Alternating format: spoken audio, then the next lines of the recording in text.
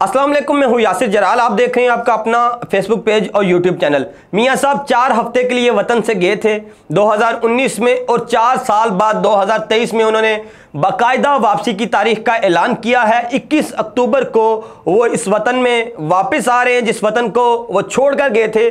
बहुत से सियासी मुखालिफिन ये कहते हैं कि वो भाग कर गए थे, वो भगोड़े हैं और उन्हें इश्तिहारी भी कहा जाता है। इश्तिहारी कहना शायद गलत नहीं है क्योंकि पाकिस्तान की अदालतों ने उन्हें इश्तिहारी करार दे रखा है और उनके नाकाबिले ज़मानत वारंट गिरफ्तारी जारी कर रखे हैं, यानी कि जैसे ही वो पाकिस्तान की हदूद में दाखिल होंगे तो उन्हें गिरफ्तार कर लिया जाएगा। लेकिन अब मियाँ साहब ने वापसी की तारीख का ऐलान कर दिया है तो चंद सवालात खड़े होते हैं जिनका जवाब आपको आज की इस वीडियो में देना है। सबसे पहले वो सवालात, अक्टूबर जिसमें मियाँ साहब की हुकूमत का तख्ता उल्टा गया था 24 साल पहले, उसी अक्टूबर को मियाँ साहब ने वापसी के लिए क्यों मुंतखब किया? मियाँ साहब को क्या चौथी सियासी ज़िंदगी मिलने वाली है? क्या मियाँ साहब की वापसी से नून लीग की जो डूबती हुई नून लीग है उसमें दोबारा से वो तैर सकेगी, आगे बढ़ सकेगी? इस मुल्क के सियासी जो एटमॉस्फेयर है उसमें वो अपनी जगह बना पाएगी या नहीं बना पाएगी? और जो 16 माह की शहबाज शरीफ की कारकर्दगी है वो किस तरह से मुतासर करेगी? उसके अलावा उनकी नाअहली का क्या बनेगा, उनकी सज़ाओं का क्या बनेगा? क्या वो आते ही जेल जाएंगे या घर जाएंगे? और उसके लिए क्या स्क्रिप्ट तैयार किया गया है? मियाँ साहब को चौथी सियासी ज़िंदगी देने के लिए क्या स्क्रिप्ट तैयार किया गया है? 1999 12 अक्टूबर जब मार्शल्लाह परवेज़ मुशर्रफ साहब ने मियाँ साहब की हुकूमत का तख्ता उल्टा तो तब ये लगता था कि अब मियाँ साहब जान से जाएंगे, लेकिन मियाँ साहब वतन से चले गए। उन्होंने पहले जान बचाई, फिर अपनी सियासत बचा ली, इस मुल्क पर हुकूमत भी की, अपोजिशन भी की।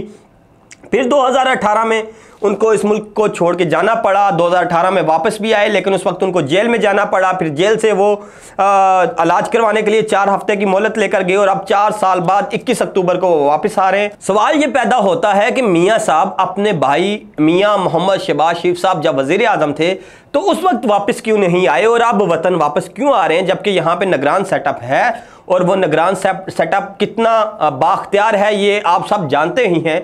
और इस निगरान सेटअप में मियाँ साहब ने वापसी का इरादा क्यों किया? क्या उन्हें कोई ऑफ़र दी गई है? क्या उन्हें कोई अश्योरिटी दी गई है? क्या उन्हें कोई ज़मानत दी गई है? ये बहुत से सवालात हैं जो जन्म लेते हैं। और इसके बाद सबसे अहम सवाल कि क्या मियाँ साहब के आ जाने से मुस्लिम लीग नून में कोई जान पड़ सकती है या नहीं पड़ सकती? एक कॉन्सेप्ट सामने आया है सॉफ्ट जेल का। इस नए स्क्रिप्ट में एक नई टर्म आई है सॉफ्ट जेल।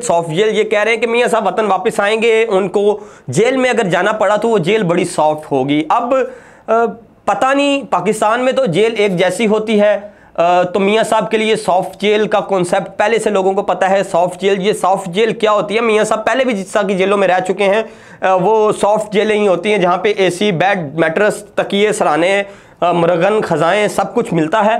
तो अब मज़ीद सॉफ्ट जेल क्या होगी? या उनके घर कोई कहीं जेल करार दे दिया जाएगा, सब जेल तो वो उसमें रहेंगे।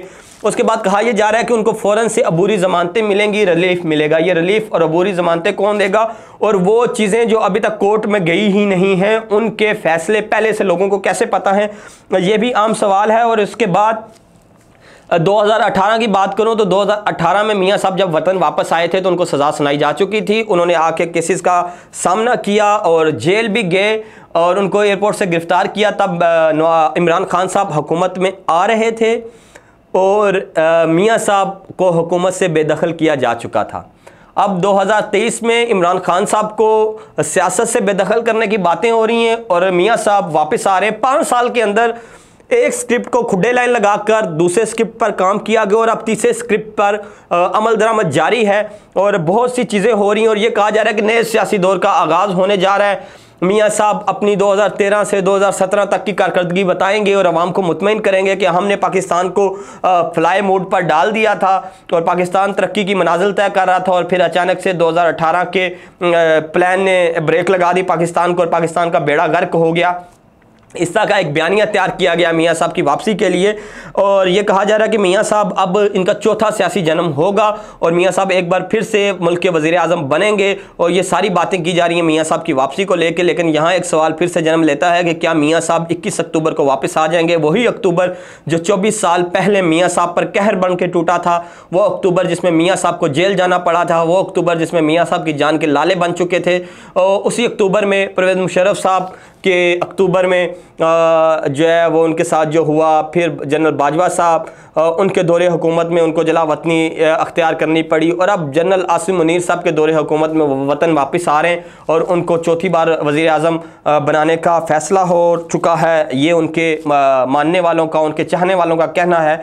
लेकिन ये हालात किस तरफ जा रहे हैं ये अभी फ़िल वक्त इसके बारे में कहना कुछ भी कबल अज़ वक्त होगा, क्योंकि बिलावल भी ये कह रहे हैं कि इंतखाबात की तारीख का मुस्लिम लीग नून को तो पता है, लेकिन इलेक्शन कमिश्नर को नहीं पता और सदर को नहीं पता, मुस्लिम लीग नून को पता है। तो यूँ लगता है कि मुस्लिम लीग नून के लिए चीज़ें आसान हो रही हैं।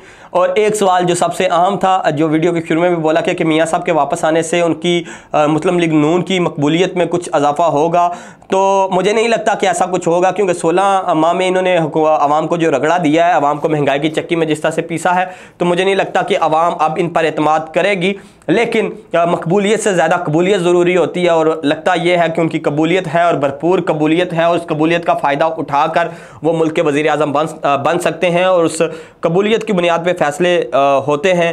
और जो इल्ज़ाम वो 2018 में इमरान खान पर लगाते रहे, शायद उन पर भी वही इल्ज़ाम लगें। पहले भी वो ऐसे ही आते रहे, ऐसा नहीं कि वो कोई बहुत बड़े चीखवीर हैं, लेकिन अब भी मुल्क की सियासत में वो खुश हैं कि गोद में वो बैठे हैं, और वो खुश हैं कि कबूलियत उनकी है, मकबूलियत है या नहीं ये मैटर नहीं करता।